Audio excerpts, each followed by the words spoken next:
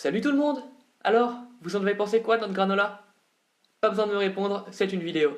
Mais aujourd'hui, on va continuer de vous régaler, même à la pause de 10 heures, avec nos barres protéinées à la noix de coco. Et vous savez quoi? Il n'y a même pas besoin de cuisson. Comme d'habitude, on va commencer avec ce dont vous avez besoin pour préparer ces petites barres protéinées. Alors, pour commencer, préparez 45 g de beurre de cajou.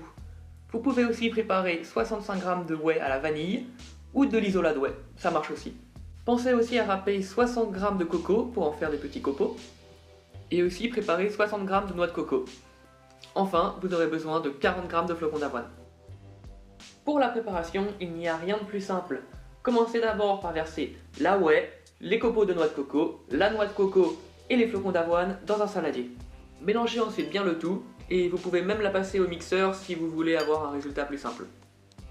Une fois que tout est bien mélangé, vous pouvez ajouter le beurre de cajou. Ajoutez ensuite un peu d'eau qui vous permettra de former une pâte et surtout mélangez bien le tout. Vous pouvez maintenant passer à l'étape suivante. Vous inquiétez pas, rien de bien compliqué. Commencez juste par recouvrir un tupperware de film plastique. Une fois que c'est fait, versez-y votre mixture. Recouvrez-la ensuite avec le reste du film plastique et appuyez dessus pour la tasser. Appuyez bien pour obtenir une pâte bien compacte.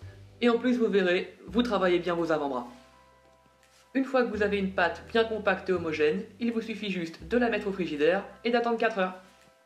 Bon, bah c'était pas trop compliqué. Bon, normalement, avec cette recette, on est censé obtenir 12 barres.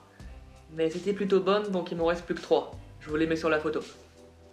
Et si vous arrivez à résister, vous pouvez normalement les garder au frigidaire jusqu'à 2 semaines. De quoi vous faire des petites pauses collations pendant un petit bout de temps.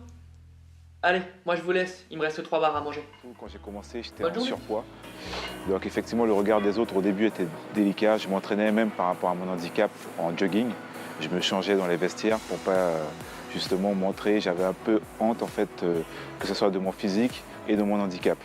Jusqu'au jour où, grâce à la musculation,